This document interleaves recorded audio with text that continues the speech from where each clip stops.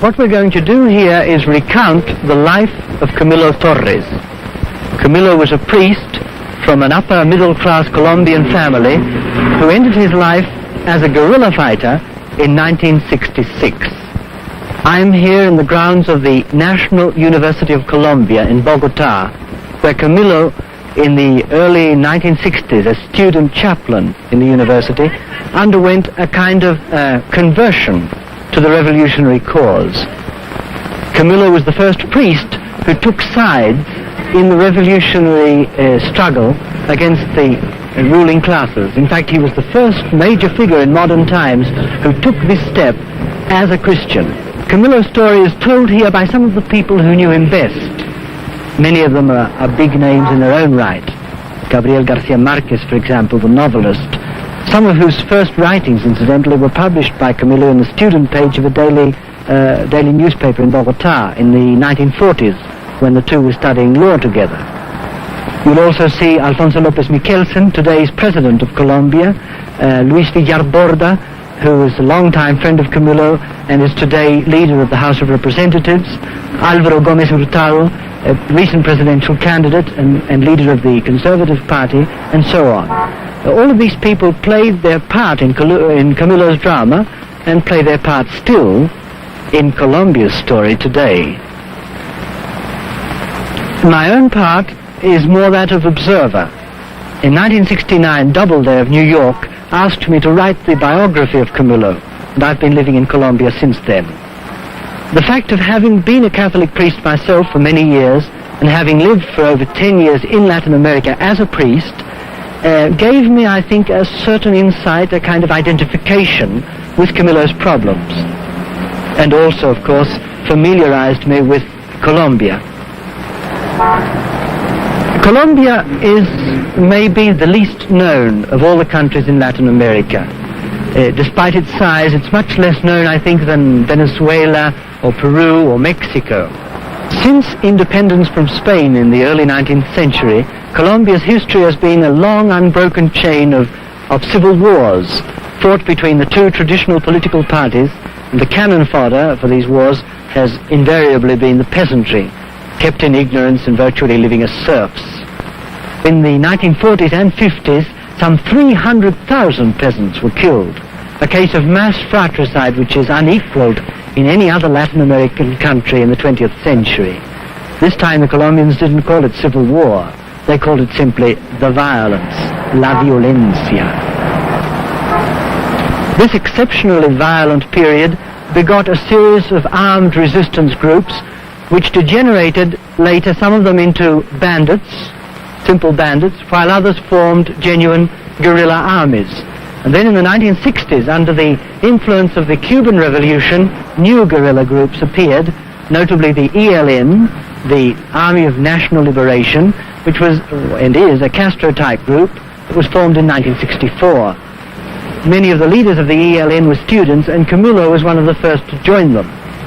I think it's very important, therefore, to see Camilo as the product not only of an historically violent situation, but also of a moment in the history of Colombia and of Latin America in which many people were seeing guerrilla warfare as a genuine solution to the political problem of power.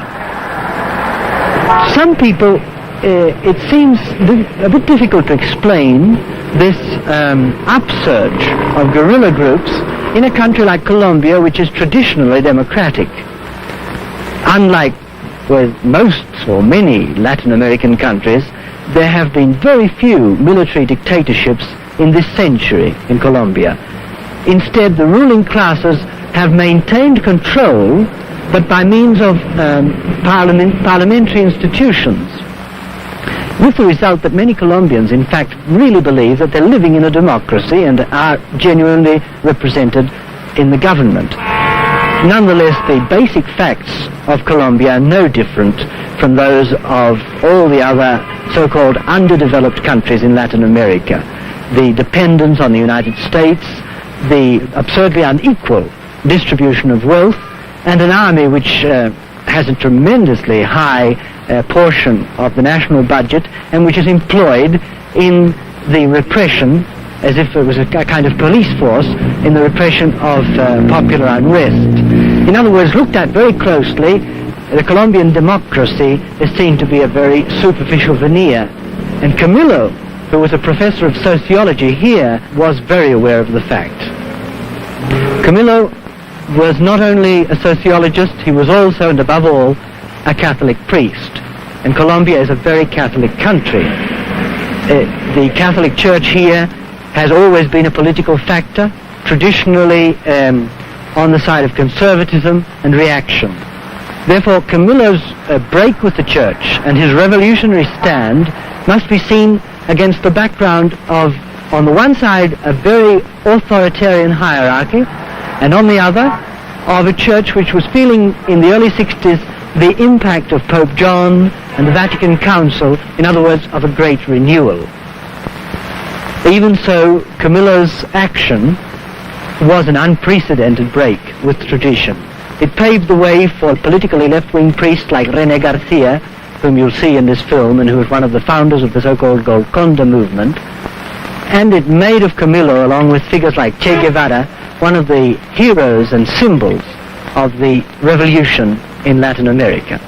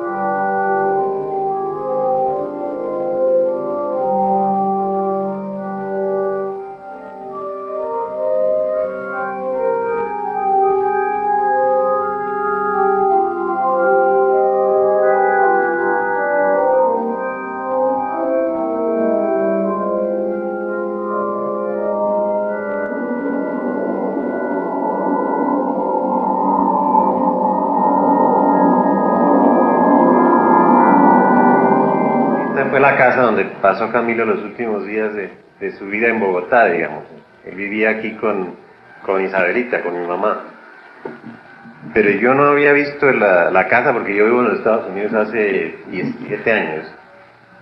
Y claro, a pesar de que Camilo y yo éramos muy unidos, geográficamente vivimos juntos poco, nos encontrábamos cuando se cruzaban nuestros caminos, pero me parece conmovedor en realidad y simbólico estar aquí hablando de Camilo la primera vez que veo yo esta casa.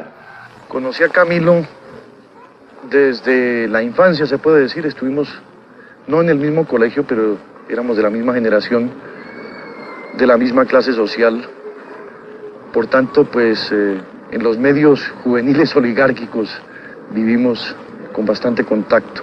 Y nos volvimos a encontrar cuando él y yo estábamos cumpliendo ya desde diversas posiciones una tarea política. A Camilo Torres lo conocí en el colegio en el año de 1945. Él venía de otro colegio y solamente los 2 últimos años de bachillerato los hizo en el Liceo de Cervantes. Desde entonces, y en forma muy rápida, hicimos una amistad que duró a través de toda la vida, a pesar de que en largos periodos dejamos de vernos. En 1945-1946 es esta etapa del colegio. Tuvimos alguna comunidad de intereses, entre otras circunstancias, porque editábamos un periódico estudiantil juntos. En esa época, Camilo, como todos los muchachos en la adolescencia, se debatía en una serie de problemas de orden religioso, de orden metafísico y aún de orden político, lo que me hace pensar en que la imagen que se ha presentado con alguna frecuencia o que he podido leer en algunos relatos de tipo biográfico sobre Camilo, sobre el Camilo de esa época, no corresponden exactamente a la realidad. Se habla de un Camilo frívolo, de un Camilo hijo de una familia burguesa, totalmente desinteresado de los problemas del país, de las circunstancias de su tiempo, y realmente esa no es la imagen que yo conservo de esos años. Era de una simpatía arrolladora. Se sabía reír oportunamente, sabía pelear las cosas y retirarse de la pelea cuando se ponía el porvenir no le era fácil. Y lo hacía con una grandísima elegancia, ¿no? Un tipo sumamente simpático. En el momento de hacer una frase en plural en la reforma agraria, cuando estábamos discutiendo, él dijo una frase en plural usándola en singular en latín, y yo le dije, pero esa frase está mal construida, es torriente. Y evidentemente él no la pudo construir, y me dijo, es que ya el latín no sirve para hacer revoluciones. La idea que he tenido yo siempre de que Camilo lo fue arrastrando la vida, pero a grandes empujones. Esa idea me la confirma mucho el episodio de cómo fue el bautizo de mi hijo Rodrigo acá. Porque cuando nació Rodrigo en la misma clínica, se planteó si lo bautizábamos o no. Mercedes era partidaria de que por supuesto había que bautizarlo. Entonces yo dije, muy bien, yo lo bautizo, pero si lo bautiza Camilo. Llamamos a Camilo, que vino inmediatamente, preguntó quién era el padrino. Cuando supo quién era el padrino, que era comunista, y cuando supo quién era la madrina, que era comunista, dijo, mira, a este muchacho, con este padre y estos padrinos, yo no lo puedo bautizar, porque ¿quién se va a hacer cargo de su formación espiritual? Total, discutiendo mucho, Camilo dijo que yo lo bautizo. Yo me hago cargo de su formación espiritual. Yo conocí a Camilo desde la infancia. Lo recuerdo con especial simpatía, que era el sentimiento que despertaba. Tenía un gran encanto, subyugaba con sus palabras, ya fuera como sacerdote o luego en los pocos meses que fue líder político, tenía verdaderamente carisma, pero lo que hace que verdaderamente se conserve la memoria de Camilo es precisamente ese factor de su sinceridad, que fue el precio que pagó con su vida. En el momento en que Camilo entró a la guerrilla, no se tenía un conocimiento muy amplio de lo que era la guerrilla en Colombia, y se tenía la imagen de la guerrilla anterior, de la guerrilla politiquera. Pero así como en la época de la libertad, la época de Bolívar, los curas que participaron con él fueron criticados, fueron excomulgados porque se rebelaron contra el rey, o sea, contra Dios. También, posteriormente, se dará la razón a Camilo Torres.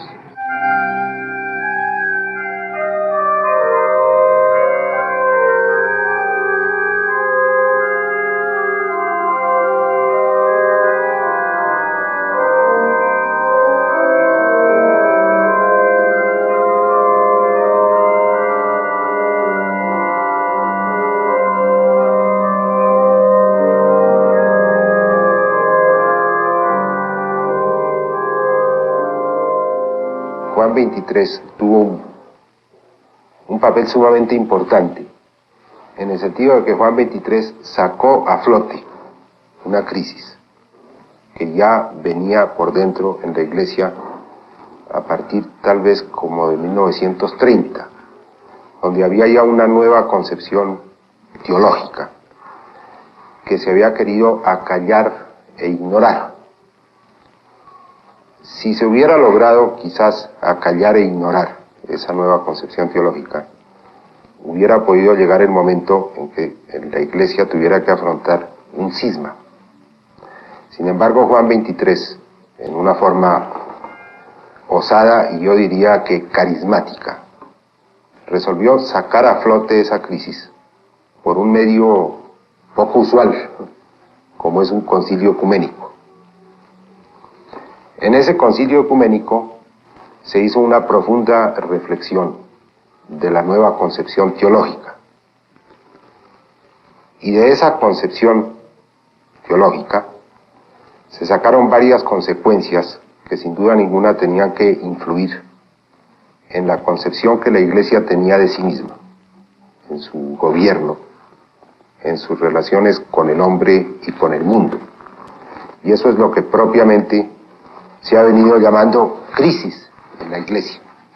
No se puede pretender que esa crisis se manifieste en forma idéntica en Europa o en los países desarrollados y en los países que están en vía de desarrollo. Lógicamente, las manifestaciones de esa crisis son distintas. Entre nosotros, en América Latina, las manifestaciones de esa crisis han sido manifestaciones un poco peculiares por la misma situación de los países de América Latina, que están buscando su propio fin y su propio destino y organizándose.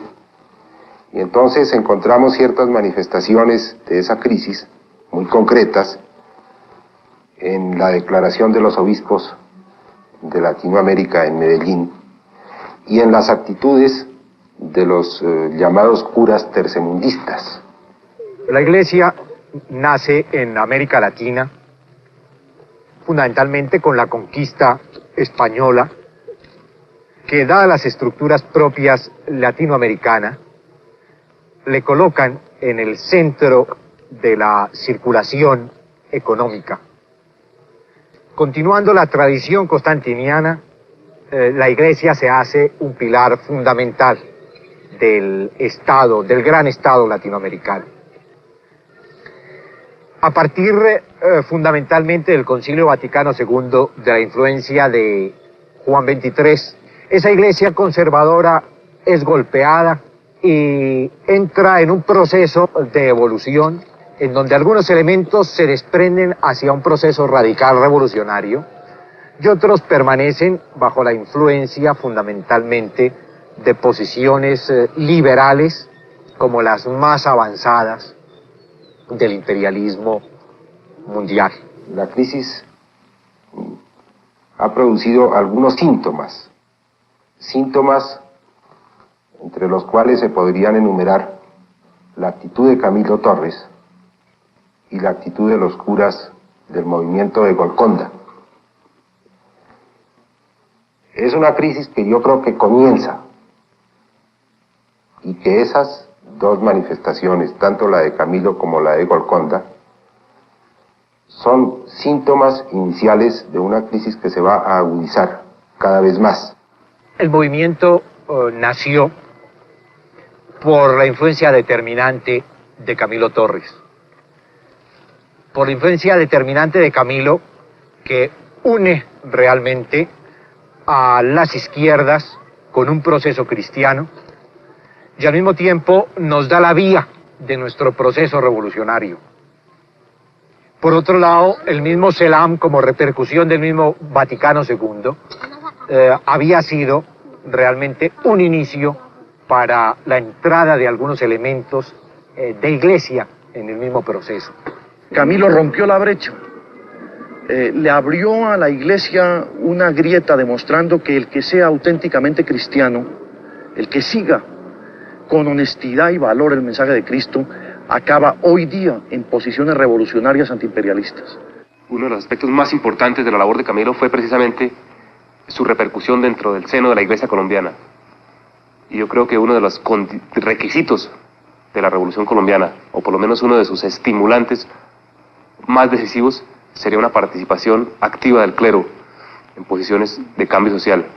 En muchos aspectos de la actividad social y política de los comunistas, tenemos una colaboración franca con sacerdotes, bien sea en el movimiento campesino, en el movimiento obrero, en sectores de la cultura. Es un hecho real que cada vez hay más afinidades prácticas entre los comunistas y los sacerdotes llamados rebeldes. El hecho del cambio rápido que se va verificando en el mundo y particularmente en nuestro país, que sin embargo no corresponde, o al que no corresponde, un cambio rápido en nuestras instituciones para producir un estado de justicia, de mayor igualdad y de mejor distribución de la riqueza. Entonces, ante esa lentitud de nuestra situación colombiana para crear las nuevas instituciones, la gente, y entre ella el clero, y particularmente el clero joven, se desespera y entonces busca la opción fácil de una revolución violenta, aunque no tenga los esquemas listos de las instituciones y de las estructuras que deben reemplazar las actuales. Las estructuras de la Iglesia son centenarias y tienen toda la sabiduría y el peso de los siglos, y por eso no se pueden modificar tan rápidamente como quisieran algunos profetas del momento, algunos que, como dicen ahora, con el carisma de la renovación, de hacer que la Iglesia se enfrente a las realidades terrestres, de que las transforme. Y a veces suceden casos como Camilo Torres, de esos hombres inquietos que no encuentran inmediatamente el camino. El caso mío es largo, es complicado, es el efecto de un choque entre mi manera de pensar y de concebir la historia, de concebir cómo debe responder la fe a las necesidades del mundo y la manera como la Iglesia institucional, la Iglesia oficial lo concibe. Mi trabajo como sacerdote se desarrolló principalmente en barrios pobres, en barrios marginados de Bogotá. También mi trabajo de escritor y de investigador en ciencias socioeconómicas. Todo esto me llevó a una contradicción entre la manera como yo veía el papel que debía desempeñar y la manera como la Iglesia oficial lo veía. Nunca tuve un choque con la jerarquía, y mucho menos con los superiores de la Compañía de Jesús. Pero en mí existía el choque continuamente, hasta que psicológicamente se me hizo imposible, porque se produjo lo que yo he denominado una claustrofobia ideológica. A veces se piensa que nosotros estamos apegados e hipotecados a soluciones tradicionalistas, ¿no? Y no se han dado cuenta que después del concilio estamos en una línea muy positiva, sinceramente positiva, de encontrar la solución que responda a los intereses democráticos del pueblo latinoamericano y del pueblo colombiano. Esto es muy importante porque a veces la imagen que se vende de la Iglesia latinoamericana y de la Iglesia colombiana en el exterior es una imagen falsa. Yo creo que todos nosotros somos conscientes de que la opción capitalista no es una opción cristiana, nunca lo ha sido, no la podemos nosotros patrocinar, pero que por otra parte está apareciendo la opción socialista y que por lo mismo nosotros debemos estudiarla. Estamos seguros de que hay una realidad de una concentración indebida, una concentración cada vez mayor de riquezas, de que hay un abismo creciente entre las gentes que poseen mucho más y las gentes que se quedan más miserables cada día, especialmente de las gentes campesinas. Por otra parte, veo que nuestra acción se tiene que inscribir dentro de una acción no solamente colombiana, sino latinoamericana. Aquí se presenta entonces el gran interrogante. ¿Cuál va a ser nuestra acción? ¿Va a ser un reformismo tímido? ¿Va a ser un entrar la Iglesia como iglesia jerárquica dentro de la lucha política? ¿Va a ser un sumarnos a los que buscan la violencia? Yo viví la violencia. A mí me tocó enterrar centenares de personas decapitadas. Me tocó estar en el monte en medio de la sangre y de la muerte. Cuando uno sabe lo que es la violencia, uno entiende ya en su propia carne por qué la violencia no es evangélica. Nosotros no queremos una reforma mediocre. Nosotros queremos una reforma profunda. Si esa reforma nos ha de inscribir dentro de unas líneas que podrían llamarse entre comillas socialistas, creo que no dudaremos un minuto en hacerlo, ya que estamos convencidos también del fracaso cristiano del capitalismo. Pero hay una cosa en la que yo creo que el episcopado colombiano será siempre uno. Nosotros rechazamos la violencia porque la hemos vivido. Para nosotros, Camilo Torres es solamente un mito creado fuera de nuestro país, porque nosotros sabemos dentro de nuestras fronteras que esa no es una solución. No tenemos ninguna atadura con los poderes existentes. Los hemos criticado cuantas veces ha sido necesario. Las clases dominantes son por nosotros conocidas, también en sus aspectos a veces de profunda injusticia.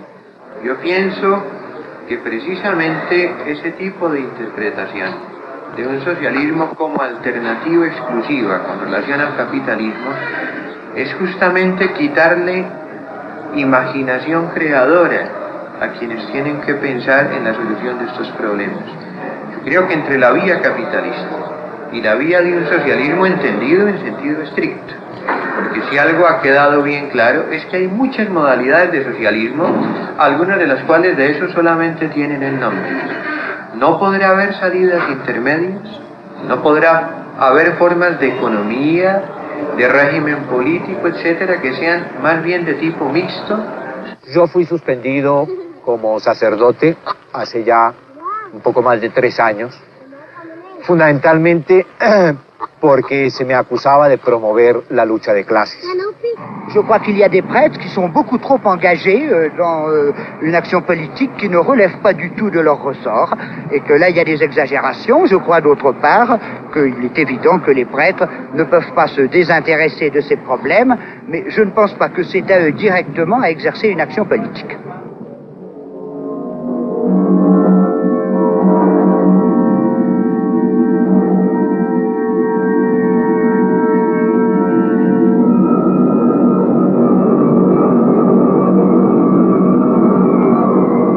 Soy partidario de la expropiación de bienes de la Iglesia, aún en el caso en que no se diera ninguna clase de revolución.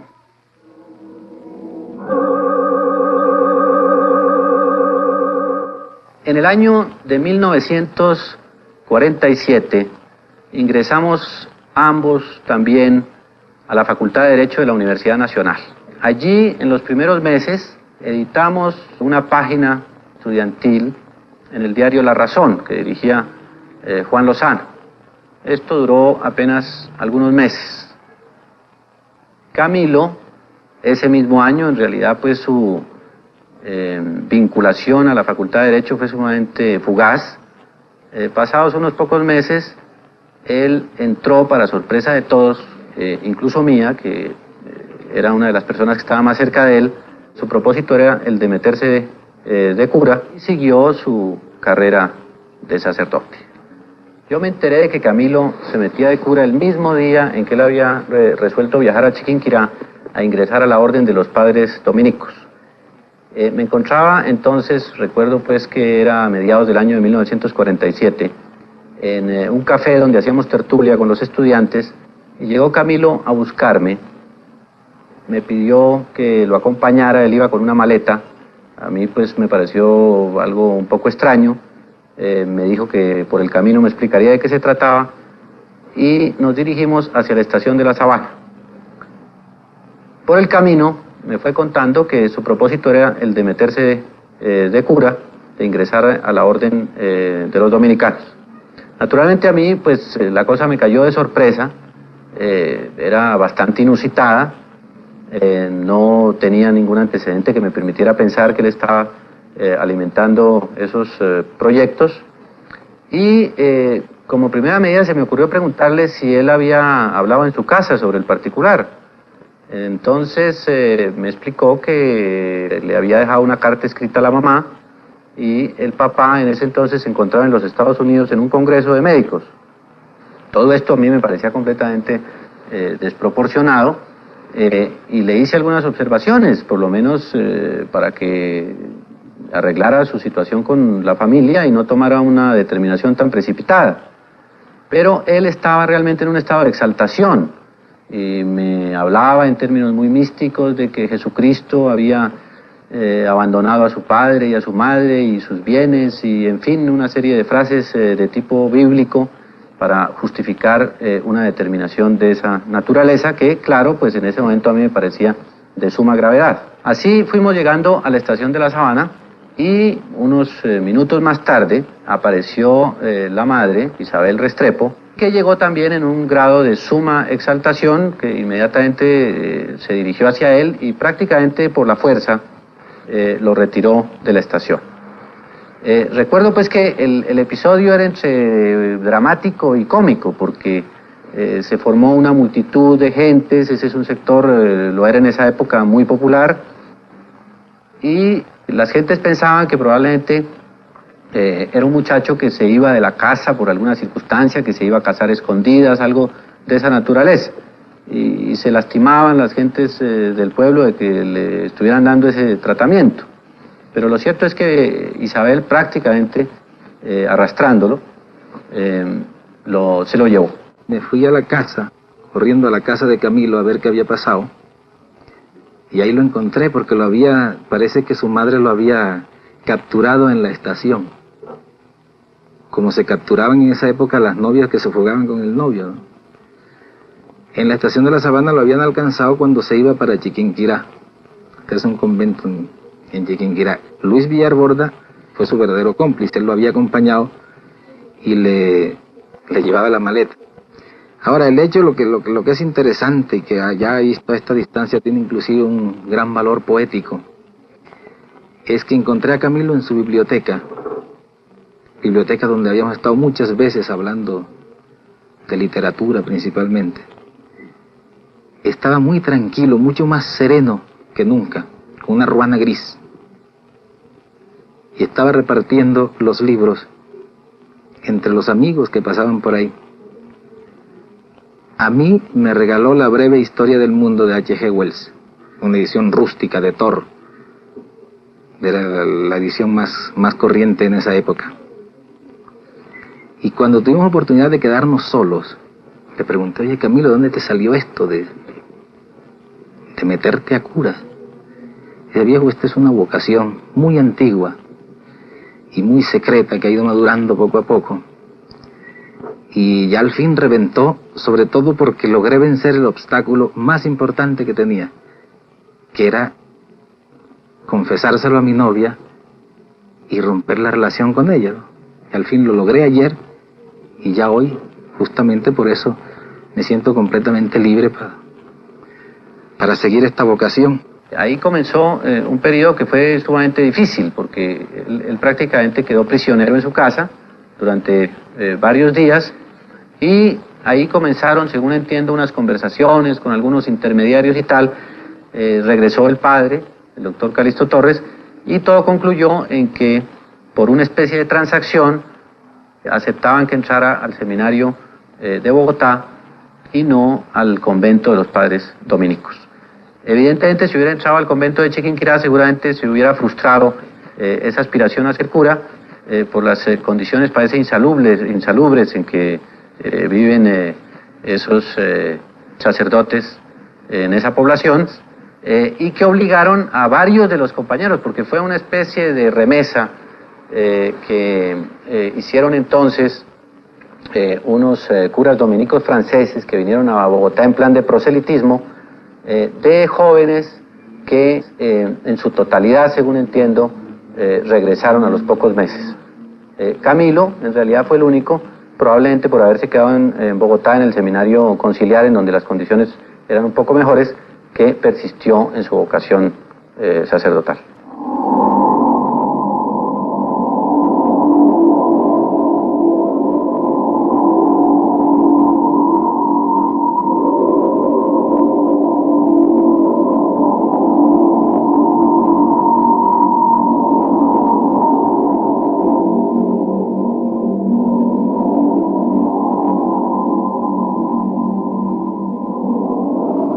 Pasaron muchos años en los que yo con Camilo solamente me vi de manera esporádica, hasta que en el año de 1957 o 1958 me encontraba en Europa, en Berlín, adelantando estudios, al mismo tiempo que él estaba en Bélgica, en Lovaina, haciendo alguna especialización, creo que en sociología.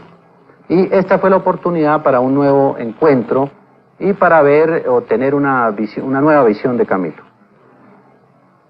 Nos escribíamos y fue así como él resolvió hacer un viaje a Berlín. Él tenía algunas relaciones con algún grupo de sacerdotes. En esa época él se comenzaba a vincular a un sector progresista del catolicismo en Europa, tanto en Francia con el abate Pierre como en Bélgica con otros movimientos y también en Alemania. Y la circunstancia también de encontrarme yo en Berlín lo movió a hacer una visita a la ciudad. Allí estuvimos algunos días, él se quedó en mi apartamento y resolvimos hacer un viaje de vacaciones a Yugoslavia. En la Universidad de Lovaina se formó un grupo de latinoamericanos que se dejó influenciar por ideas de tendencia marxista y allá fue donde Camilo tal vez empezó su orientación hacia la izquierda revolucionaria. Recuerdo que en esa época él, y creo que toda su vida, mantuvo sus convicciones muy firmes de católico y de sacerdote. Él decía misa.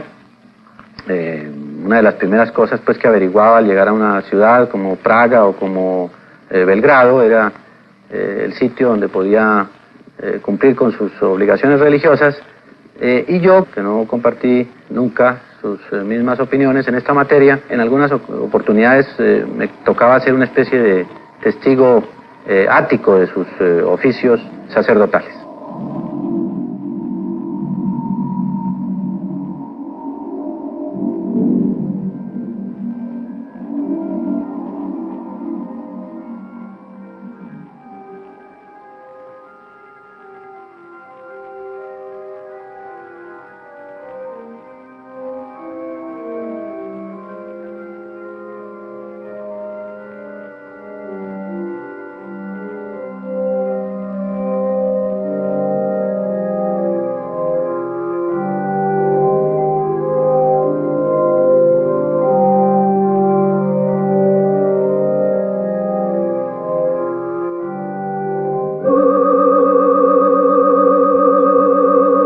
Cuando Camilo era un niño y yo un adolescente, iba muy frecuentemente a la casa de él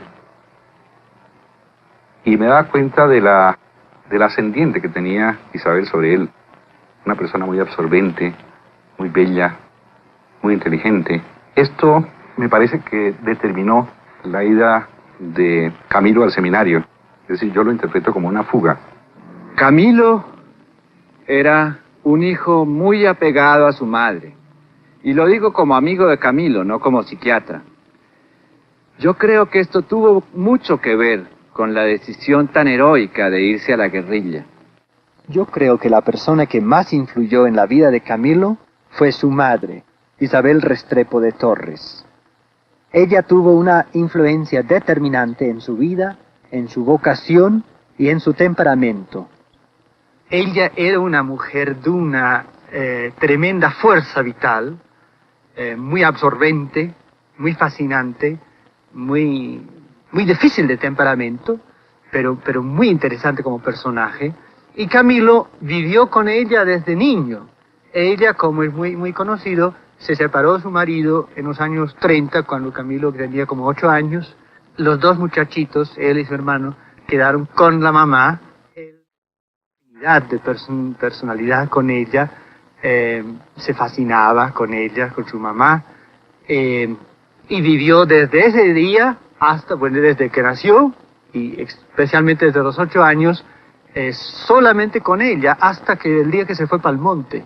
Pero durante 2 años de los 4 que pasó en Lovaina, vivía con su mamá, y cuando volvió, también con ella.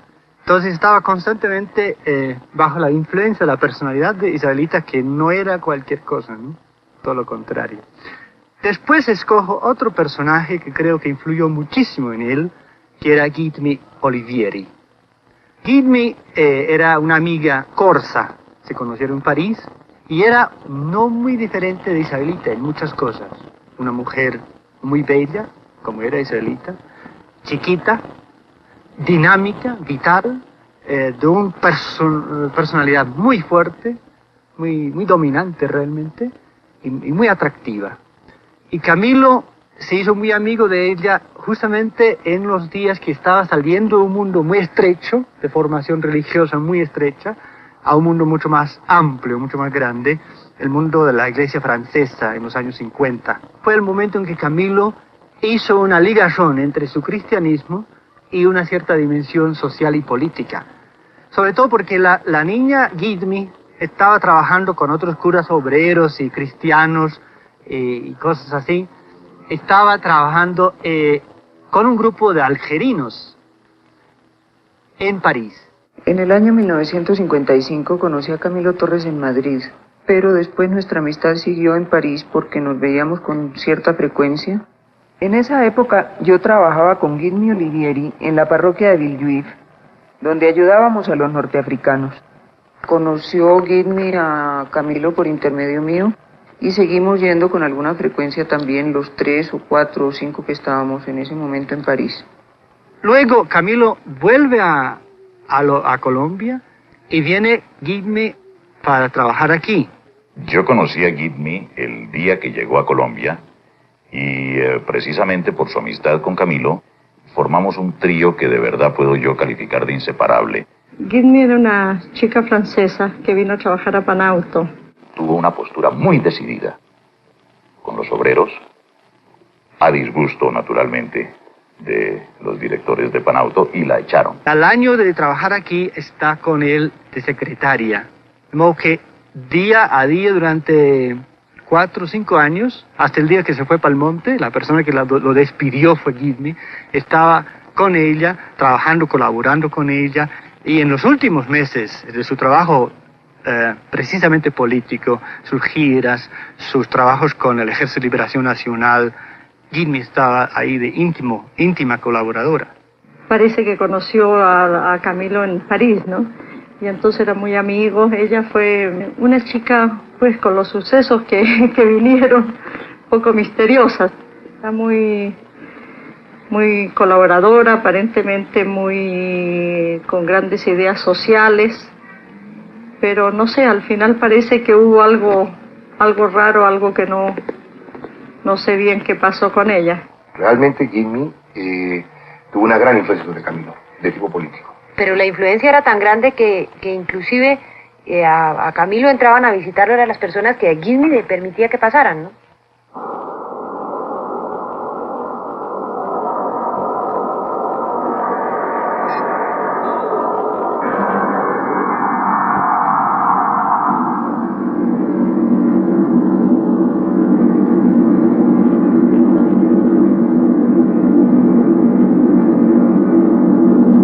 Es en 1960. Recién llega Camilo de Lovaina y funda la Facultad de Sociología de la Universidad Nacional. En esta época, Camilo tiene un criterio completamente diferente del que tuvo al final de su vida respecto de cómo lograr cambiar el país.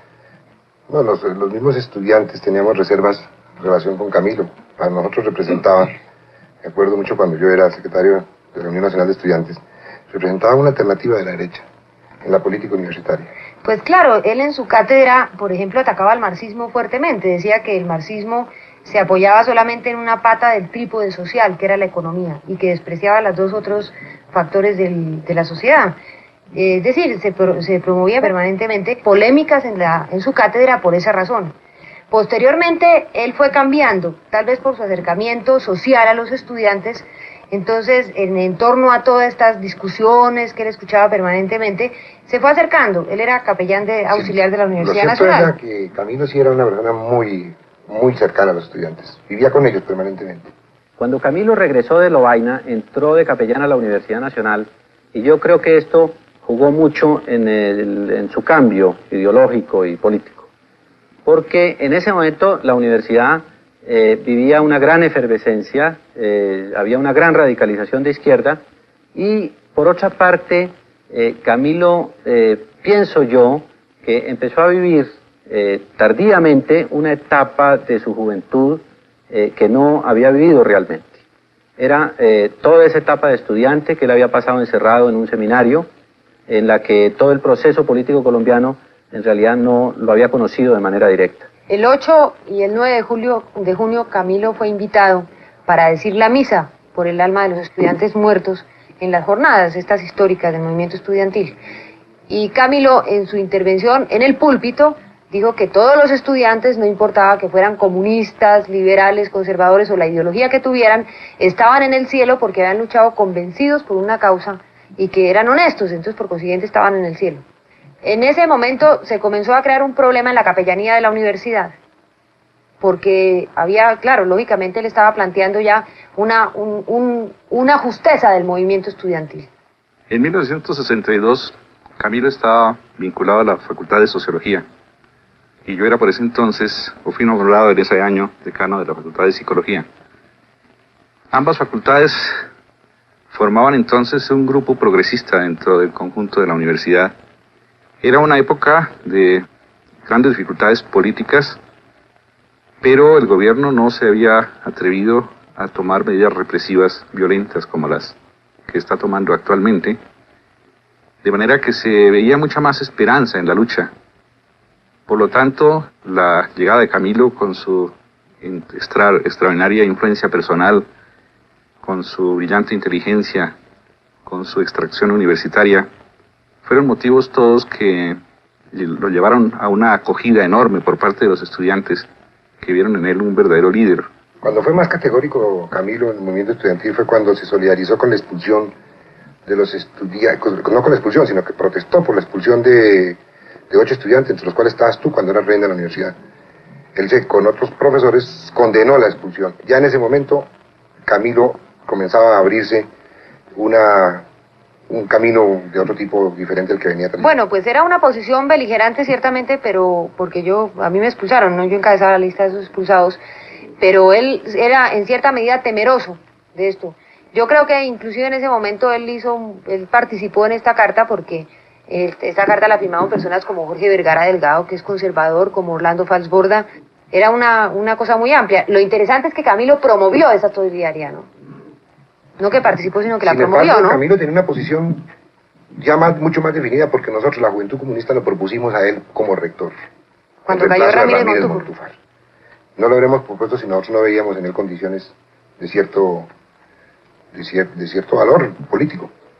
Sí, hasta recuerdo que se dijo que no lo propusiéramos porque que era mejor no proponerlo porque era quemar su nombre, ¿no? Con el solo hecho de que la Juventud Comunista lo planteara en una terna, que te acuerdas que era con Gerardo Molina y Umaña Luna, entonces se podía quemar una posibilidad de una rectoría de la Universidad Nacional de Camilo, ¿no?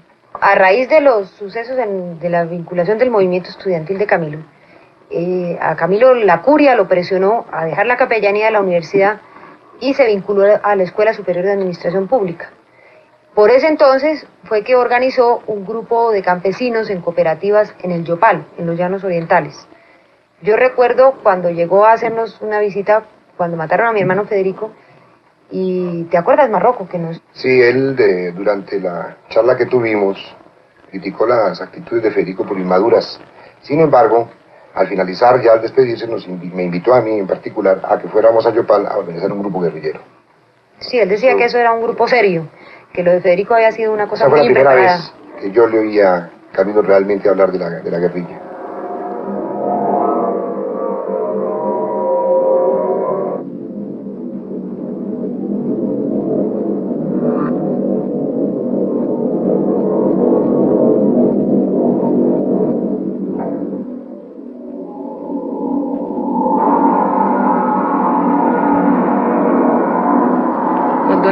Castigó a Camilo y lo obligó a retirarse de la Universidad Nacional, lo llevó de coadjutor a la iglesia de la Veracruz. Yo nunca vi a Camilo más deprimido que en aquella ocasión. Varias veces lloró. Él no se conformaba jamás con ser un cura de escritorio. Él necesitaba estar cerca de la gente. Para él la vinculación con los estudiantes era básica. Me decía que no podía estar confesando y sentando partidas de bautismo.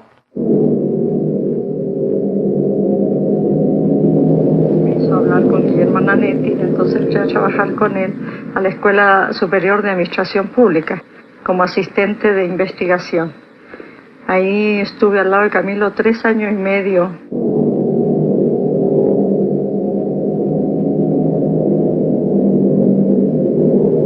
Fuimos colegas en la Junta Directiva de la Reforma Agraria y por lo tanto tuvimos oportunidad de discutir toda la temática campesina durante varios años.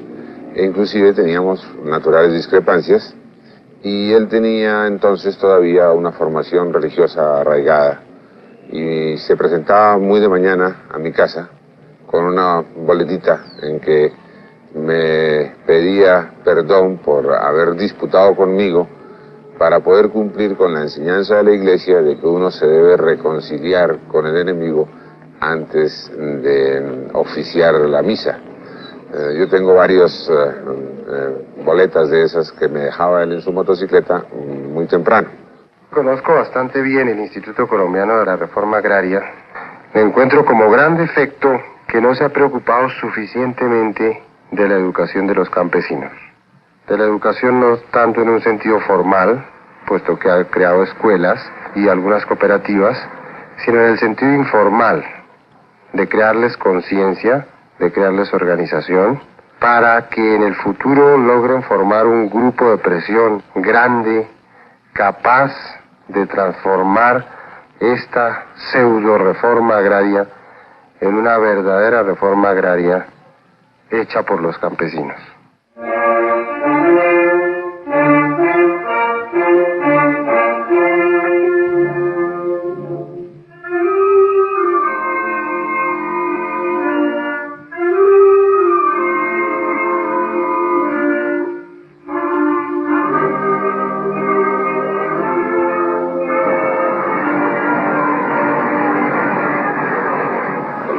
Dudas que nosotros tenemos,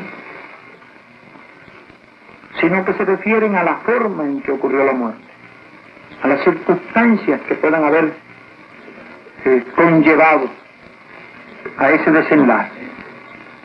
A raíz de la Revolución Cubana, que influyó notablemente durante toda la década del 70 en todos los pueblos de América Latina, se inició lógicamente en Colombia, que no podía estar fuera de esa influencia, una lucha generacional en favor de un cambio revolucionario en el país. Camilo Torres tampoco estuvo ajeno a eso y recibió, como todos nosotros, la influencia de la Revolución Cubana en el año 60.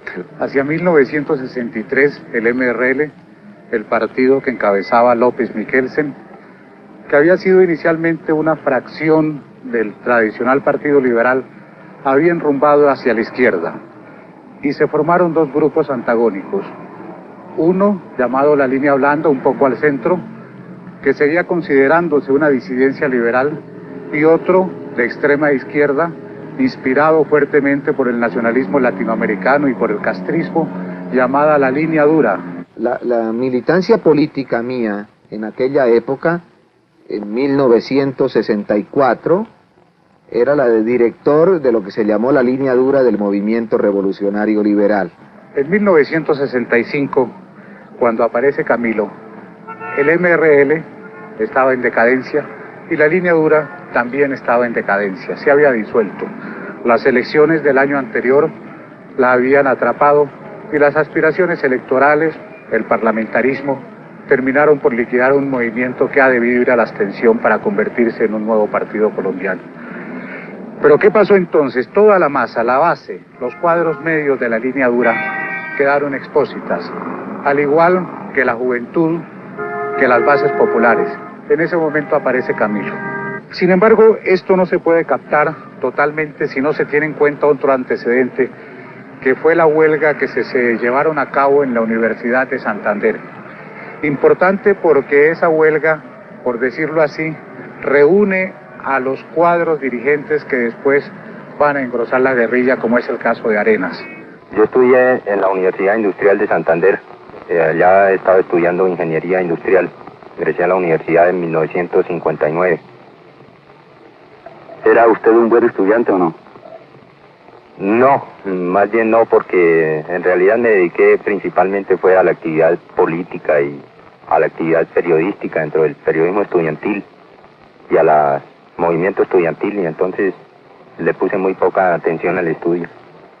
La historia de Jaime Arenas seguramente figurará dentro de la historia de Camilo como un ejemplo de, quizás no tanto de una traición ni de una deserción, como de una frustración. Jaime Arenas era un dirigente estudiantil, fue el más destacado de los dirigentes de la lucha de la Universidad Industrial de Santander, la famosa huelga de la Universidad Industrial de Santander, que marca una etapa dentro del proceso revolucionario de Colombia. Después se vinculó a Camilo, fue de las personas en quienes más confianza tuvo Camilo, y al morir Camilo, él fue el jefe del movimiento del Frente Unido, hasta cuando se fue para el monte, como se dice. Allá en el monte se dio cuenta de que allá no se puede ser líder, de que los campesinos saben más que los intelectuales, de que hay que aprender de los campesinos y no enseñarles. Y ejemplo que había dado ya Camilo, según informaciones muy fidedignas que yo tengo. Entonces, él se sintió frustrado. Yo creo que él tuvo un gran problema moral y psíquico frente a la guerrilla, y que determinó su deserción. Es decir, es un revolucionario fracasado. Yo no creo que la juventud, con la actitud mía y con las declaraciones que yo he dado sobre el desarrollo de la lucha armada, como está actualmente en Colombia, se pueda sentir defraudada. Por el contrario, me parece que con la experiencia mía, divulgada por la prensa y divulgada por mí mismo, se logre evitar precisamente la frustración de muchos jóvenes que, llenos de idealismo o de romanticismo, pudieran terminar en la guerrilla y tener ahí sí una verdadera frustración, como en el caso de Julio César Cortés o de Bernardo Manrique o de varios otros. En marzo de 1964 se realizaron unas elecciones para parlamento y asambleas regionales en Colombia. En aquella época hubo una gran abstención. La mayor parte de los votantes inscritos no votó. Se puede decir que alrededor del 30% de los votantes solamente concurrieron a las urnas. Con base en estos datos que en mi concepto eran fragmentarios porque no se trataba de una elección presidencial, el padre Camilo Torres pensó que la opinión colombiana había abandonado a los partidos históricos. Y entonces consideró necesario la creación de otro instrumento político nuevo. E hizo apelación a los no alineados en política. Hizo apelación a los sindicatos, a distintos gremios, a asociaciones, a estudiantes, a obreros directamente, a fin de constituir un nuevo instrumento político que acabara definitivamente con los caducos partidos tradicionales. Nosotros estábamos empeñados entonces en una campaña electoral presidencial y pretendíamos lograr la unificación de toda la oposición en torno a la candidatura de Alfonso López. En tanto que Camilo pretendía, patrocinando un movimiento abstencionista, que toda la oposición se sumara al abstencionismo. Era algo que él consideraba fundamental, algo que él consideraba esencial, el problema de la participación o no participación en las elecciones. Es decir, él tenía una concepción bastante idealista del proceso político. Él, dividía un poco a la humanidad entre los puros y los impuros, y consideraba que todo lo que fuera a participar dentro del proceso electoral, de tener alguna vinculación con el proceso político de los partidos, era ya una señal de impureza. A las oficinas de Vanguardia Liberal, que dirigía Luis Villar Borda, asistía mucho Camilo por la amistad que había entre los dos, una amistad muy vieja, familiar y desde el colegio y en la universidad en Europa. Ahí empezó Camilo a interesarse y a vincularse por la política activa, pero él nunca colaboró ni perteneció a la línea dura del MRL.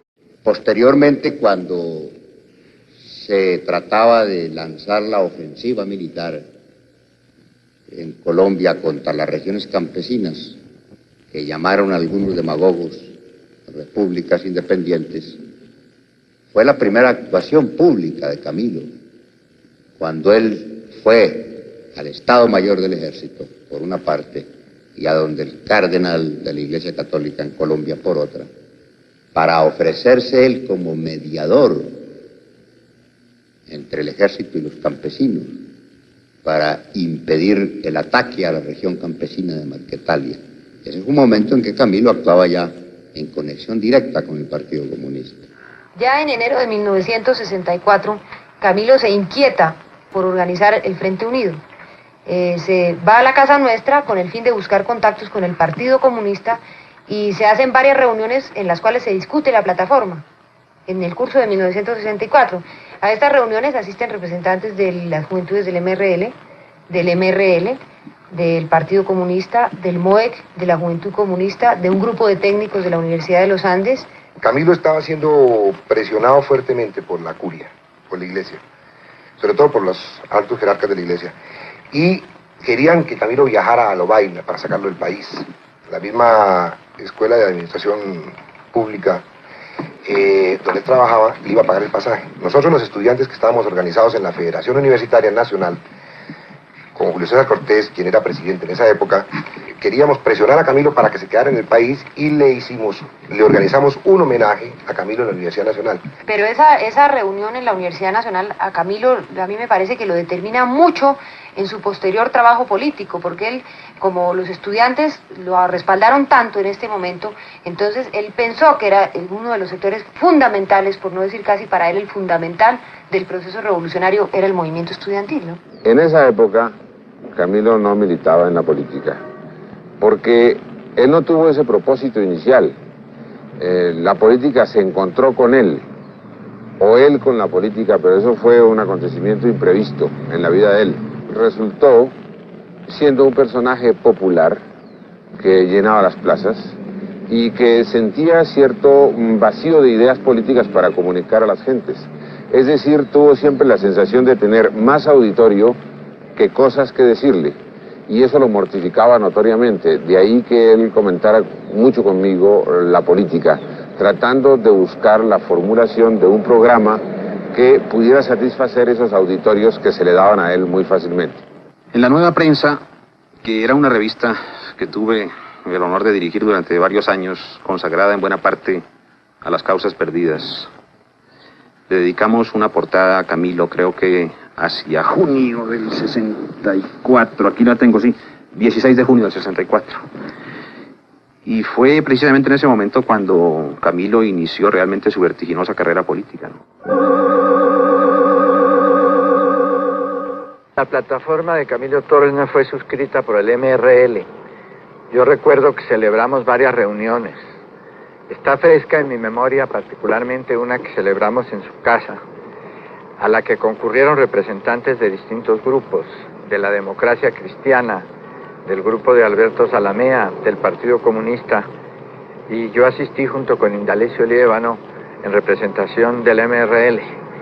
Y nos fue muy difícil ponernos de acuerdo porque la plataforma de Camilo era en verdad excesivamente abstracta y desconocía ciertos temas que constituyen la problemática colombiana. Él trató, a base de principios muy simples, muy sencillos, aglutinar alrededor de su movimiento a todas las fuerzas que buscaban el cambio institucional en el país. Esa misma simpleza, esa misma sencillez de la plataforma hizo que muchos la malinterpretaran o la combatieran, pero en realidad me parece que políticamente estuvo bien que así lo propusiera Camilo a los que querían unirse alrededor de su frente. Camilo tuvo que vencer la resistencia de sus amigos para poder invitar al Partido Comunista. Y yo, que era miembro del Partido Comunista, del Comité Ejecutivo Central, tuve que vencer también algunas resistencias dentro del Partido Comunista a incorporarse o aceptar la invitación de Camilo de participar en el Frente Unido. El Partido Comunista respaldó la plataforma de Camilo, pero también la discutió con él y le hizo algunas observaciones importantes. Camilo convino entonces en hacer una discusión de esa plataforma en lo que él pensaba que iba a ser un gran congreso o convención popular que sería como culminación del movimiento del Frente Unido que estaba encabezando. Cuando ya estaba en marcha el Frente Unido, nosotros tuvimos una discusión con él y él nos planteaba muy seriamente que él no era marxista, que él era un sacerdote católico convencido y como cristiano estaba metido en las luchas revolucionarias, porque creía que esa era la labor de cualquier buen cristiano. Inclusive nos decía que él creía en las teorías económicas de los marxistas y en las soluciones económicas de los marxistas, pero que él tenía una pelea planteada con los marxistas, y era alrededor de la existencia de Dios, que él consideraba que una vez la sociedad cambiada en el plano económico y toda la gente pues con una situación más o menos igual, pues la fe católica sería una cosa imperante, y que nosotros creíamos que eso no era así, pues que ahí era donde estaba la pelea de los dos sectores, ¿no? No era un marxista, pero estaba en camino de convertirse en un marxista. Si Camilo hubiera vivido un tiempo más, aplicando su propia experiencia en la lucha social, se hubiera convertido en un marxista. Yo creo sinceramente que entre el marxismo y el cristianismo hay una serie de puntos comunes, tanto desde el punto de vista económico, social y político, como aún desde el punto de vista filosófico. De manera que si nosotros llegáramos en un mundo futuro ideal, en el cual se puede soñar ahora, a lograr insistir en los puntos que nos unen y prescindir un poco de los puntos que nos separan, creo que para el futuro de la humanidad esto sería un gran aporte. Fue un periodo difícil en las relaciones de Camilo con la Iglesia, y yo tuve oportunidad de seguirlo muy de cerca por la posición que en ese momento estaba yo ocupando en la curia como canciller y al mismo tiempo como delegado de pastoral. Cuando Camilo salió de la Escuela de Administración Pública, y yo diría dejó de ser burócrata oficial, la curia, específicamente el cardenal Concha y su obispo coadjutor, Monseñor Rubén Izaza, le ofrecieron un cargo en el cual pensaron ellos Camilo podría realizarse plenamente.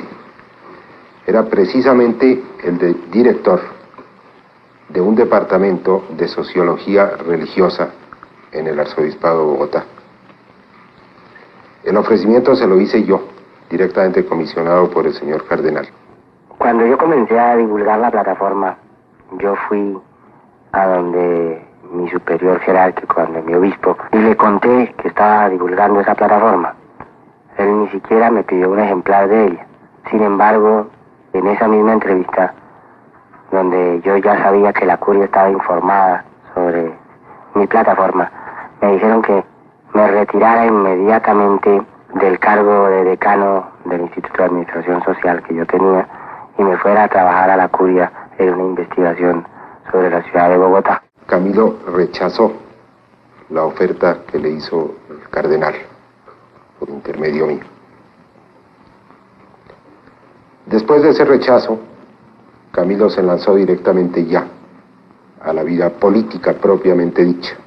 Se presentó el fenómeno, no digamos fenómenos, el lanzamiento de la plataforma sociopolítica en Medellín.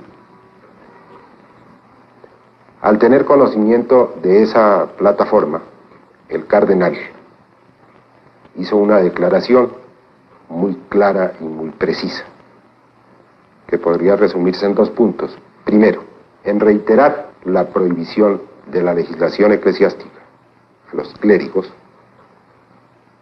en su participación directa en cuestiones de orden meramente político. Y en segundo lugar, en manifestar su desacuerdo con algunos puntos de la plataforma, por considerar que no estaban acordes con la doctrina de la Iglesia. Ante esa declaración del cardenal, Camilo resolvió solicitar una audiencia al cardenal.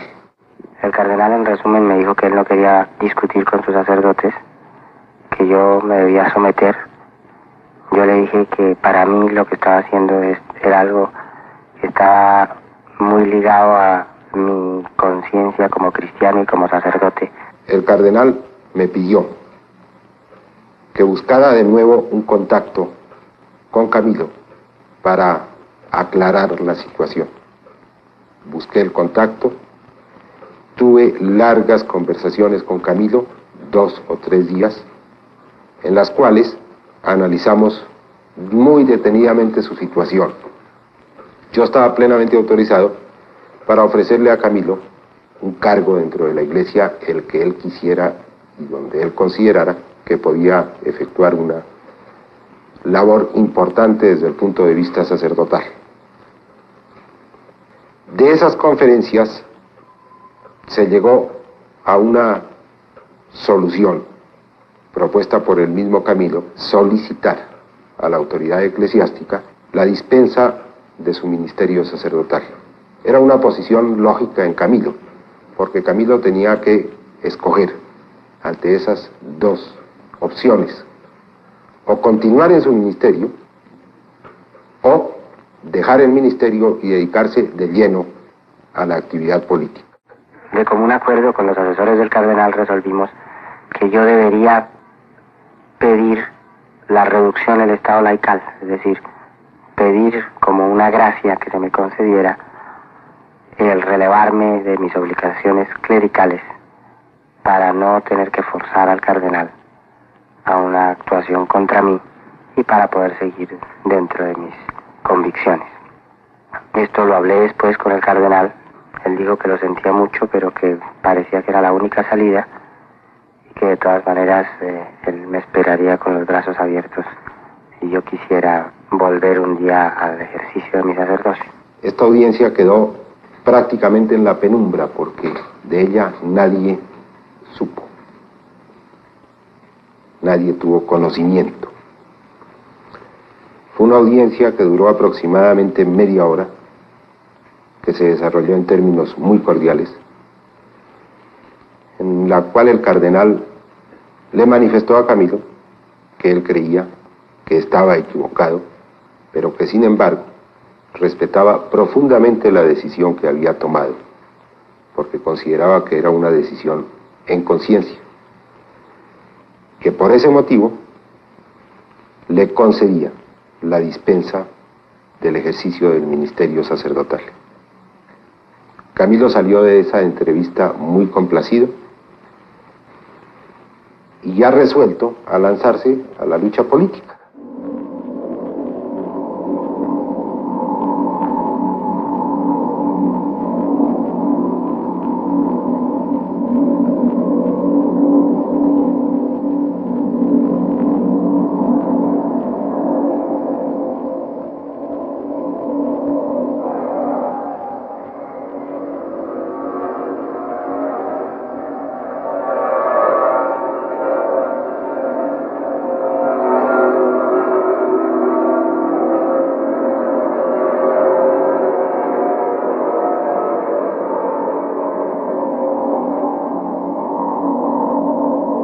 Cuando Camilo regresó del Perú, los que nos considerábamos hasta esa época sus verdaderos amigos, quedamos relegados a un segundo plano. Era imposible tener acceso a él. En una ocasión tuvimos que valernos de hacernos pasar por la France Press para poder hablar un momento con él por teléfono. Él se quedó sorprendido de que nosotros hubiéramos hecho esto, se rió mucho y no lo celebró, pero fue la última vez que pudimos hablar con él.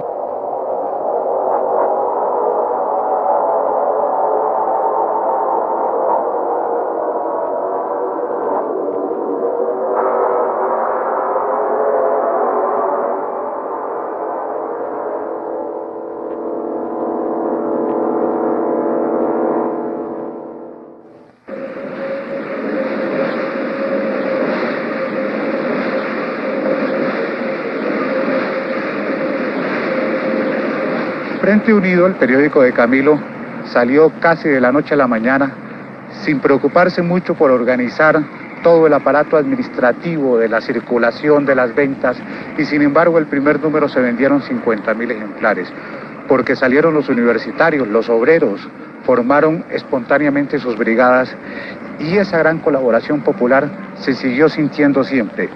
Yo fui el impresor de Frente Unido, el periódico de Camilo que hicimos en esta imprenta. Frente Unido era como Camilo, su mismo idealismo, su mismo mesianismo, sus mismos ideales románticos un poco dispersos, ausentes de la realidad. Para conocer a Camilo hay que leer estas páginas, pasearse por estos renglones para encontrarlo en su realidad humana. Camilo ya ha tomado su decisión de irse para el monte cuando empieza el Frente Unido, cuando empieza su periódico Frente Unido, que fue el órgano en torno al cual se hizo el movimiento a escala nacional. Ya habían pasado casi 2 meses desde su compromiso definitivo con Fabio Vázquez. Ese compromiso se ve que fue tomado por lo menos a partir del 6 de julio. El Frente Unido periódico sale el 26 de agosto, el primer número. El movimiento de Frente Unido duró aproximadamente un mes largo, de agosto a septiembre. En septiembre se rompió con la democracia cristiana por imponer una línea guerrillista, una línea foquista prácticamente, una línea de lucha armada que los demócratas cristianos nunca iban a aceptar. El grupo que estaba más cerca de él y que lo rodeaba más estrechamente tendió una cortina de humo a su alrededor para evitarle interpretar los acontecimientos políticos con serenidad y con calma, convenciéndolo de que su actividad pública, política, era ineficaz y que inclusive su vida corría peligro frente a las oligarquías. Hablaba de lo peligroso que era para un revolucionario estar en la ciudad y decía que más grave era para un revolucionario las calles de Bogotá que la montaña, y que su vida peligraba, y daba como ejemplo el caso de Gaitán, que había sido asesinado en pleno corazón de la capital de Colombia. Empezó Camilo para defender su vida, a cambiar de una casa a otra, y dormía en la nuestra, y estas discusiones justamente se sucedían en aquellas noches en que se quedaba con nosotros.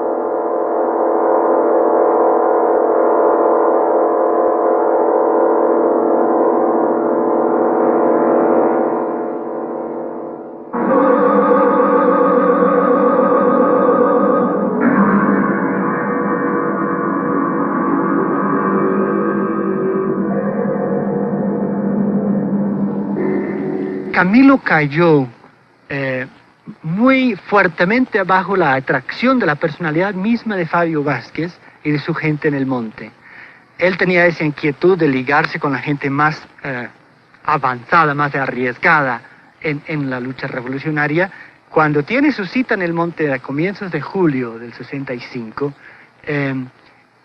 vuelve a Bucaramanga. Me han contado gentes que estaban con él en los días que volvió a Bucaramanga, completamente pues glorioso con el encuentro con Fabio y con los guerrilleros. Le pareció la cosa más increíble, ¿no? Que esa gente vino con sus botas cubiertas de lodo, todo así con ampollas y todo fregado por 3 o 4 días de larga marcha por las selvas ahí, él poco acostumbrado a eso, pero feliz. Y a partir de ese momento nunca volvió a mirar para atrás. Tenía desde ese día la colaboración de Jaime Arenas, que parece que Jaime fue nombrado, según su propio testimonio, antes de que lo ejecutaran los mismos miembros del Ejército de Liberación Nacional por traidor, que lo era. Jaime en esa época era nombrado por Fabio Vázquez como el asesor político de Camilo para seguir sus pasos, estar con él en todo momento, guiarlo, no dejarlo rodear demasiado por la gente del Partido Comunista o por otras gentes de liberaloides así, sino que estuviera siempre en la buena línea, correcta, y que estuviera ligado constantemente con el mando único que era y es Fabio Vázquez en Santander. Las personas que integrábamos el equipo político más allegado a Camilo éramos Julio César Cortés como presidente de la Federación Universitaria Nacional, Jaime Arenas como enlace del Ejército de Liberación Nacional con Camilo, y mi persona, que era miembro de la dirección de la Juventud Comunista y miembro de partido del Partido Comunista. De los tres no quedó vivo sino yo, porque Julio César Cortés fue ajusticiado por el Ejército de Liberación Nacional y Arenas también fue ajusticiado por traidor y delator. Yo no le temo a la libertad en ningún momento. Es claro que dentro del Ejército de Liberación Nacional, pues seguramente se harán todos los intentos por tratar de acabar con mi vida, ¿no? Pero no le temo a la libertad en absoluto. Y tampoco voy a vivir atemorizado por eso, ni mucho menos.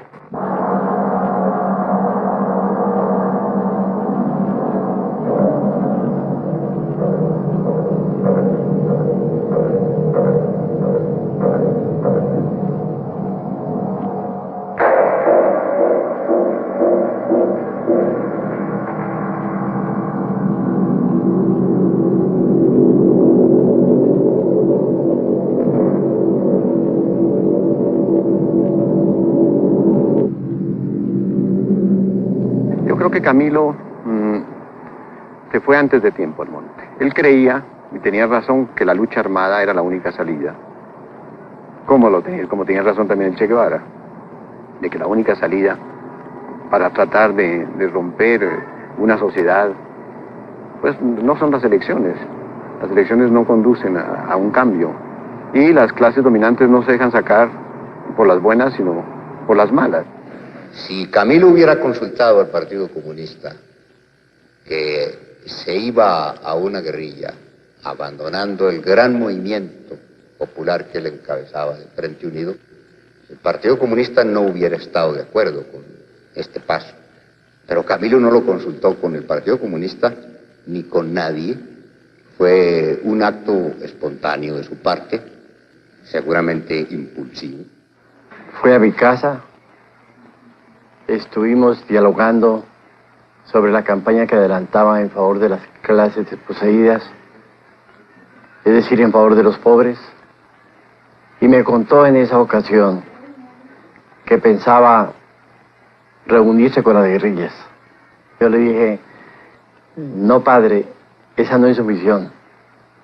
Usted no es militar, usted no sabe manejar un fusil, y la situación o cambio social que nosotros queremos no se obtiene con esas guerrillas que no tienen el suficiente poder para vencer el ejército que sustenta el gobierno.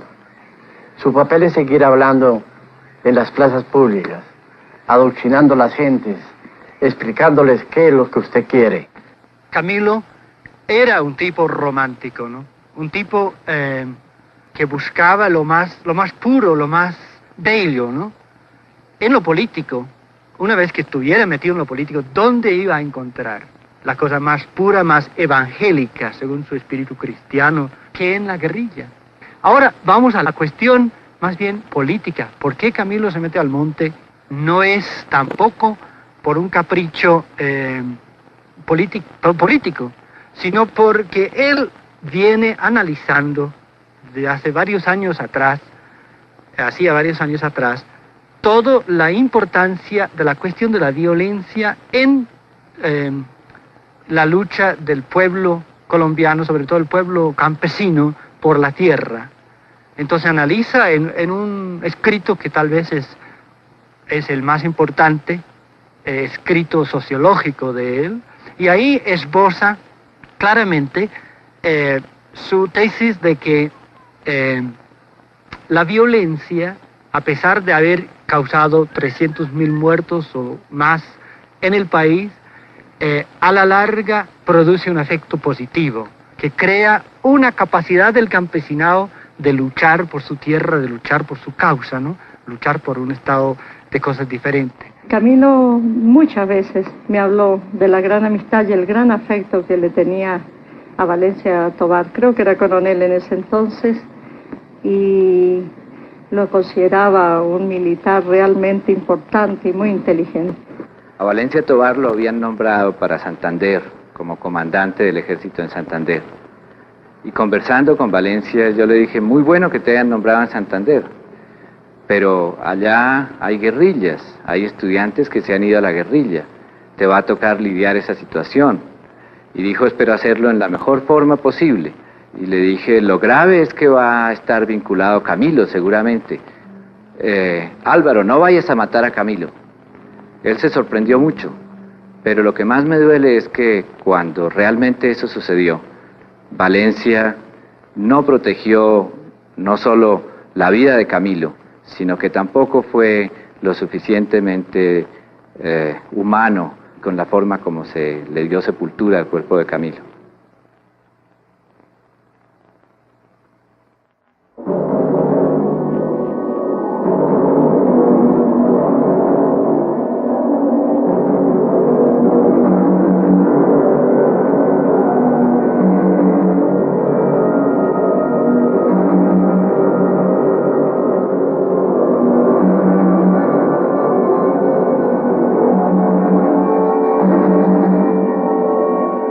A las 3 o 4 semanas de haber muerto Camilo, recibí una carta. Era del entonces coronel Álvaro Valencia Tovar, en que me decía que él no me conocía a mí, pero que él había sido amigo de Camilo y que sentía un pesar profundo de que Camilo hubiera encontrado la muerte, digamos, en la zona militar que estaba a cargo de él, de Valencia, y que se ofrecía a hacer lo que pudiera por la familia y por mí para, digamos, compensar esa coincidencia trágica. Yo estoy seguro de que la carta era sincera y de que Valencia era sincero porque no tenía ninguna razón para escribirme. Yo decidí ir con otro pariente a la curia a pedir que la iglesia intercediera ante el gobierno para que nos entregaran a la familia el cadáver de Camilo. La suprema autoridad de ese entonces no nos pudo recibir y hablamos con uno de sus representantes que nos manifestó que no consideraban oportuno hacer ninguna gestión ante el gobierno debido a la conmoción que la muerte de Camilo había causado dentro de los estudiantes y otros grupos. Nos manifestaron a la vez que ellos habían querido mucho a Camilo y lo consideraban sacerdote para siempre, pero que no querían hacerse responsables de ninguna clase de disturbios que pudiera haber por su causa. Y que como Camilo los había dejado y las circunstancias en que había muerto, no sabían si podría ser enterrado en un cementerio católico.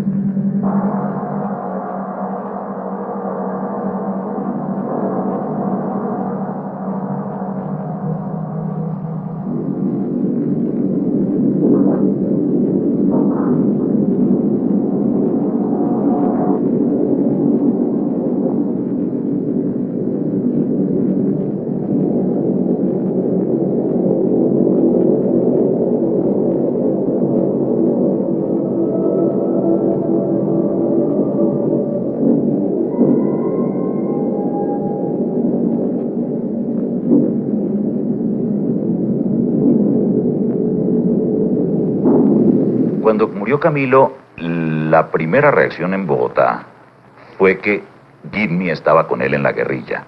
Inclusive en los periódicos apareció una descripción sumamente fiel de Jimmy, una blanca ojiazul de pelo negro. Junior Fajardo y yo nos preocupamos muchísimo por encontrar a Jimmy porque estábamos convencidos de que era la persona que decía la prensa que había sido herida en la guerrilla durante el combate donde murió Camilo Torres.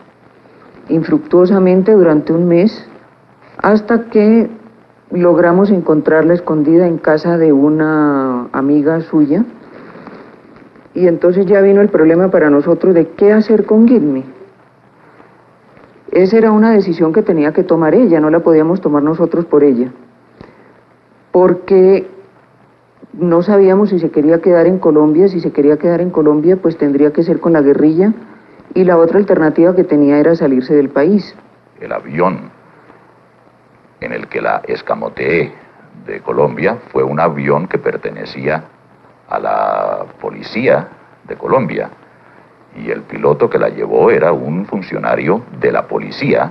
El personaje de la policía nos ofrecía su avioneta y nos ofrecía él mismo sacarla del país, pero ¿a dónde? El sitio más cercano era Panamá. Entonces, un empleado de la embajada panameña nos consiguió la visa.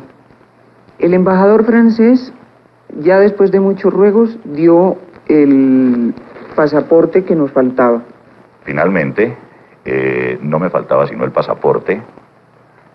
Se lo fui a pedir al entonces embajador Valeur, el embajador de Francia.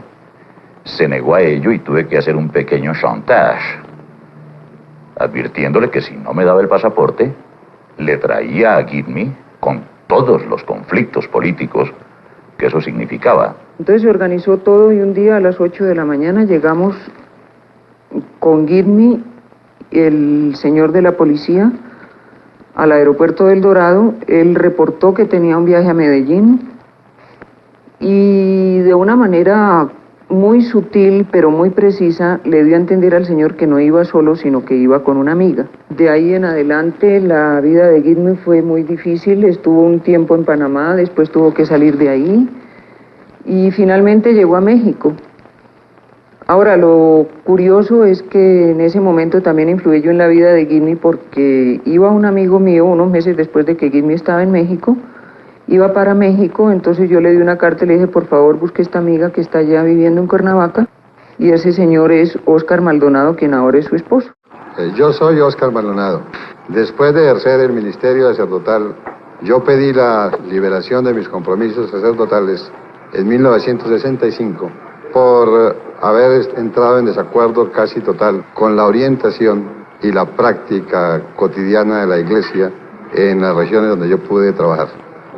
Yo conocí a Gidmi en México en 1967, cuando ella trabajaba en el Centro Intercultural de Documentación de Cuernavaca. Hacía un año había salido de Colombia, después de la muerte de Camilo Torres, y estaba haciendo un replanteamiento personal de todo su enfoque sobre la revolución latinoamericana. Nosotros nos casamos y después pasamos a Cuba. Estoy haciendo una investigación en La Habana para la Universidad de Lovaina sobre la incidencia o el impacto de la revolución cubana en la Iglesia Católica.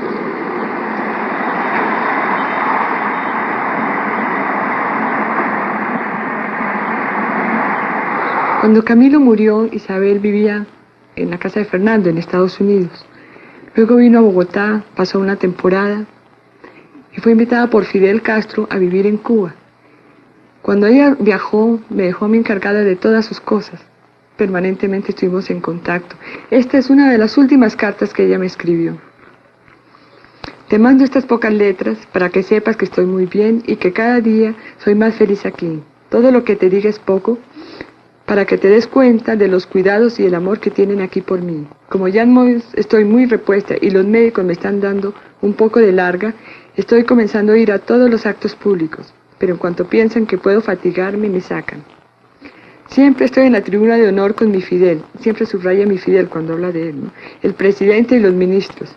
Todavía estoy en el hotel, pues no quiero irme, porque me cuidan y me atienden todos llenos de amor. Fidel sigue empeñado en que escoja mi casa, pero yo le dije ya que él mande en Cuba, pero no en mí, porque un hijo no puede mandar a su madre. Él se ríe, pero yo me doy cuenta de que no doy un paso sin que él se entere y disponga lo que tienen que hacer conmigo para tenerme contenta y para cuidarme. Después de la muerte de Camilo ha habido una evolución, como de todo proceso histórico, en la actitud de la gente hacia él y hacia su memoria. Hay individuos que no lo conocían, otros que inclusive lo atacaron y eran enemigos de él durante su vida y sobre todo en las últimas épocas de Camilo, cuando lo abandonaron muchos de los que fueron sus amigos. Y esa gente que era enemiga de él, que lo atacaba, ahora han cambiado. Cuando Camilo se ha vuelto un personaje histórico, una persona importante, entonces ellos quieren asociarse con Camilo y son íntimos. Por otra parte, hay otro grupo que todavía está asustado. Hay gente que tiene terror de asociar su nombre con el de Camilo. Inclusive hay gente de la familia. Camilo Torres, como todos los mitos, donde se conoce la realidad, se desvanece el mito. Y aquí se conoce la realidad un poco más, por lo menos en los ambientes clericales. Para nosotros Camilo no es un mito, es simplemente una persona cuya posición es una posición que puede ser sincera, que es ciertamente discutible y que en todo caso es respetable. Lo importante de Camilo fue su personalidad, el hecho de que subrayara con su propio sacrificio la sinceridad de sus convicciones, el ejemplo que dio de un político sin ambiciones personales, sin fines puramente electorales, que llegó al extremo de ofrecer su vida en aras de una causa de la cual estaba convencido. Yo hablé en muchos mítines, especialmente durante la Revolución Cultural, sobre los problemas de Colombia, y recuerdo con extraordinaria emoción cómo al hablar de Camilo Torres, el pueblo chino prorrumpía en ovaciones apoteósicas, porque sabía lo que significaba Camilo en la historia de la Revolución de América Latina. El Ejército de Liberación Nacional posiblemente no entendió la importancia política de Camilo, al haberlo dejado combatir desde un comienzo. El hecho es que la muerte de Camilo hoy, que creó un trauma tremendo en su momento, pero que no produjo los efectos que se esperaban. No hubo un ingreso masivo de jóvenes a la guerrilla, ni hubo levantamientos populares en las ciudades. Porque yo creo que todavía la figura de Camilo no había calado lo suficiente entre las grandes masas urbanas. Y se comprueba la tesis de que su labor en ese sentido todavía no había sido desarrollada a fondo. El sacrificio de Camilo no es estéril, porque ningún sacrificio es estéril, pero que él hubiera hecho mucho más por la revolución, ejerciendo su calidad de caudillo popular y removiendo la conciencia de las multitudes colombianas hasta comprometerlas en la guerra popular, que haberse ido como se fue, creyendo que su presencia o su mensaje desde las montañas de Colombia era suficiente para producir un levantamiento. Me parece que eso ha traído una gran frustración y ha contribuido a la dispersión de los grupos a que asistimos hoy. Hoy hay multitud de grupos y de grupúsculos, cada cual más enemigo de los demás revolucionarios que del imperialismo, por ejemplo. Atacan más a los otros grupos revolucionarios que al imperialismo. Y el problema es este, sencillamente. En Colombia, por ausencia de una clase obrera numerosa, fuerte y con una conciencia de clase bien desarrollada, los movimientos revolucionarios vienen siendo dirigidos por la pequeña burguesía, que desde luego es más lúcida, tiene más posibilidades de cultura, pero la pequeña burguesía es muy impaciente. La pequeña burguesía entra a la revolución no por convicción, sino por resentimiento. Y no se puede ser revolucionario por resentimiento únicamente, porque la revolución es una ciencia. Es una ciencia tan compleja que hay que estudiarla, y es lo más importante que tiene la cultura moderna. Por eso en América Latina y dentro de los grupos pseudo-revolucionarios de Colombia se observa un gran desprecio por el marxismo como teoría y como doctrina, porque a ellos no les gusta estudiar. La pequeña burguesía es inmediatista. Y precisamente como la revolución es un problema de perseverancia, no es un problema de hombres ni de grupos, sino un problema de generaciones. Muchas veces se necesitan varias generaciones para llegar a la revolución. La pequeña burguesía no resiste la experiencia de que la revolución no se realiza de un día para otro, no es cuestión de semanas ni de meses. Entonces, o unos se relegan a la impasividad, al escepticismo, los más honestos, u otros hacen su propia revolución, ubicándose dentro del sistema, incorporándose dentro del sistema. Es decir, cambiando de clase, pasando por medio de la política y la revolución les sirve como trampolín para ascender a las posiciones de la burocracia. El gran drama colombiano, en el que se enmarca precisamente la tragedia de Camilo, es el de que toda esta generación rebelde, toda esta generación que dio mártires como La Rota, como Federico Arango, como los estudiantes de Jamundí, como tantos otros, como el mismo Cortés, que toda esta generación no logró realmente crear ese instrumento político que es un partido, porque no se puede hacer la revolución sin un partido. La guerrilla sola no es suficiente. Eso me parece que es cada día más evidente hoy en América Latina. Todos estos muchachos murieron exclusivamente por un ideal, son mártires, pero realmente no quedó nada, no quedó sino la simiente para una nueva construcción política.